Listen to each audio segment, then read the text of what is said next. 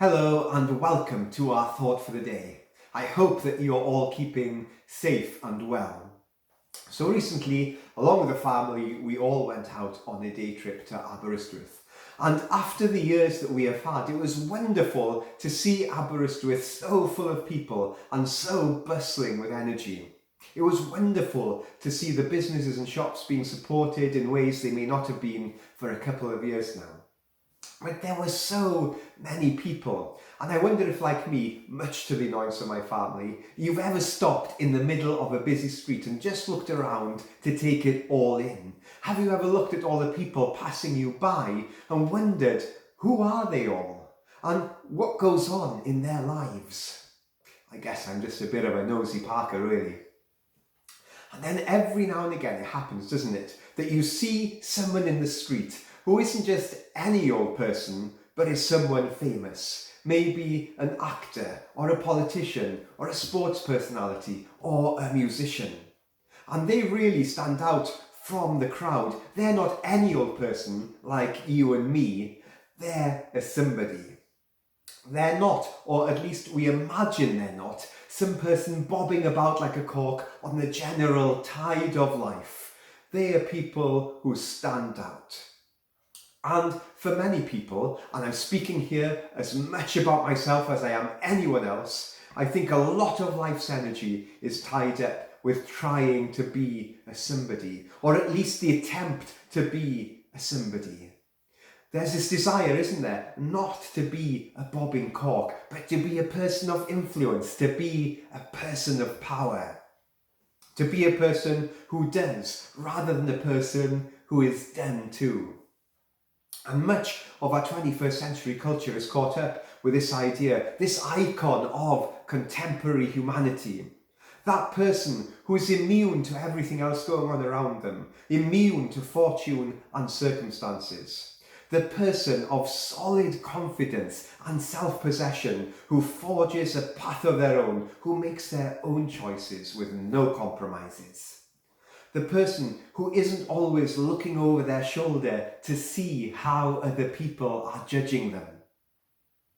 Now, excuse me for getting heavy for a moment, but sociologists and philosophers talk about subjects and objects.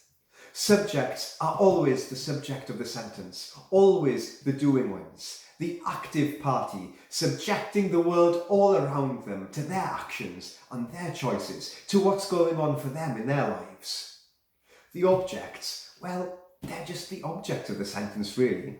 The people and the things that actions are done to. The non-choosing, the receiving of the will of others. And 21st century life is caught up in the desire to be the subject. I recently asked the sons of some of our friends what they wanted to be when they grew up, and their immediate answer to me was, I want to be an online influencer. And I guess that just says it all, really. Not that I'm saying there's anything wrong with that, but it really speaks into what I'm chatting about today. But my invitation to you is this: the next time you're on a busy street, or maybe not such a busy street, just take a moment to look around you at all the people who are walking past. Are they subjects or are they objects?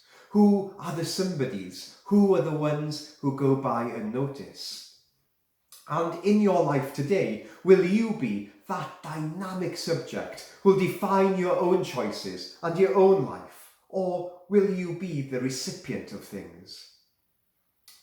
Now, I imagine, or I hope at least, that you're beginning to get frustrated with all this talk. Frustrated because deep down you know that this is not the way that God thinks or works. Frustrated because you know that in God's grace there are no somebodies and there are no nobodies. That the nobodies in the eyes of this world are most definitely somebodies in the eyes of God. And this speaks into what it means to be a person. It speaks about the relationships that feed, establish and sustain us. In this wonderful world that was created by our wonderful God, there are no nobodies and no somebodies. And that is written deep in the stories of Jesus' life and his death and his resurrection. You see, if ever there was truly a somebody in the expanse of time and space, then surely it had to be Jesus Christ. Who could be less bobbing about on the tide of creation than the one who created everything in the first place? Now, we're still in the season of Easter, with the stories of Jesus' betrayal and arrest fresh on our minds.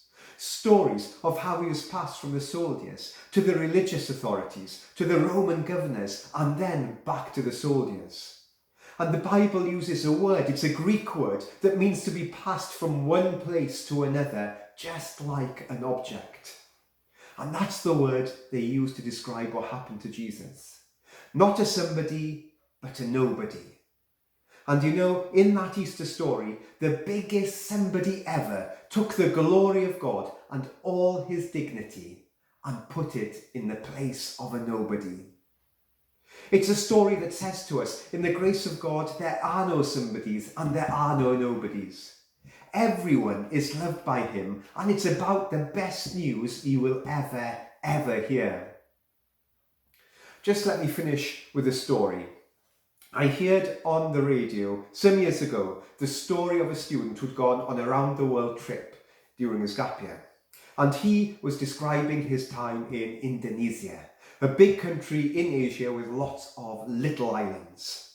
And the student told of how he travelled to one of the remote islands on a boat. Now, he was enthusiastic to get to know the natives better. So he asked one of the men rowing the boat why they were laughing so hard. Now, the practice on some of these Indonesian islands is if a man wanted to marry a woman, he had to buy her from her father. And the currency which a man used to pay for his wife in Indonesia was then cows. And the rate would vary from half a cow to 5 cows, depending on the woman in question and her status in the community. So the average going rate, I guess, was 2.5 cows. When the student asked the natives why they were laughing, they replied, "It's just so funny. There's a man on our island and he's been duped by this girl's father. He's paid 5 cows for his wife and she's only worth 2.5. It's hilarious."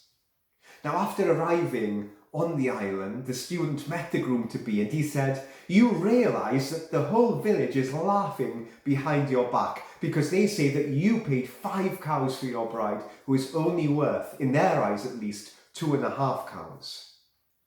He answered, "I paid for my wife what I believe she is worth. And since I've paid that sum, she behaves differently.